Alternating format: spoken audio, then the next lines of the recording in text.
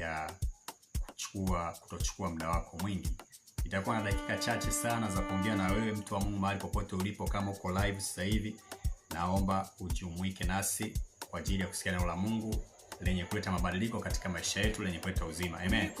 Nitakuwa na dakika chache sana, kama dakika tano tu ambazo zitatosha kulisikia neno la Mungu kwa ufupi, na litakusaidia, litabadilisha maisha yako. Amen.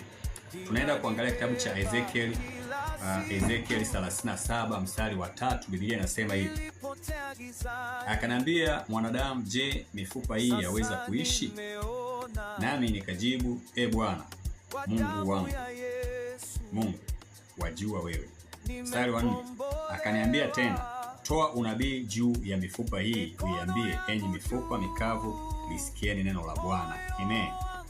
Sasa hapa ni nabii Ezekieli anaambiwa na Bwana kwamba, je, hii mifupa unavyoiona inaweza kuishi?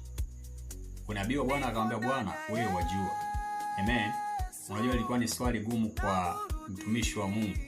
Ni sawa na wewe leo hii mtu aje akuulize kuhusu jambo fulani ambalo kwako binafsi unajua haliwezekani kabisa katika maisha ya ulimwengu. Haliwezekani, vyovyote vile haliwezekani. Alafu mtu akakuuliza tu akwambia, hivi unavyoona hili jambo linaweza likawa? Lazima utajiuliza moyoni mwako na utakosa la kumwambia, au wewe unaweza ukamjibu tu ni short, wewe umechanganyikiwa. Amen. Kwa sababu ni jambo ambalo ni gumu. Lakini tufahamu hakuna jambo gumu kwa Mungu linaloweza kushindikana. Amen. Mambo yote kwa Yesu yanawezekana, isipokuwa ni sisi wanadamu, hofu yetu na uoga wetu unaosababisha tunashindwa kufikia yale malengo ya Bwana. Amen.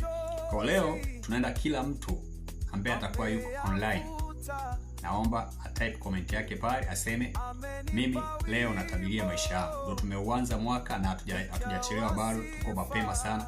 Kwa utakapowahi mapema kutabiria mambo yako mazuri ambayo uliyakusudia mwaka jana hayakufanikiwa, lakini mwaka huu unatamani yafanikiwe, ndipo utakapochukua hatua ya kuyatabiria ili Mungu ayavuvie nguvu yake yaweze kutokea mwaka huu. Amen.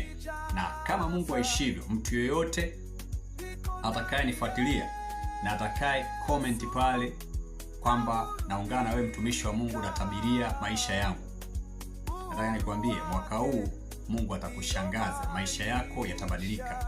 Kama kuna mahali palikuwa pamekwama, palikuwa pamekauka kama mifupa mikavu, Mungu anaenda kurudisha uhai. Iwe ni kwenye biashara, iwe ni kwenye ajira, iwe ni kwenye mahusiano, iwe ni kwenye kazi zako zozote zile ambazo zilikuwa zimeshindikana, zimekwama, Mungu anaenda kurudisha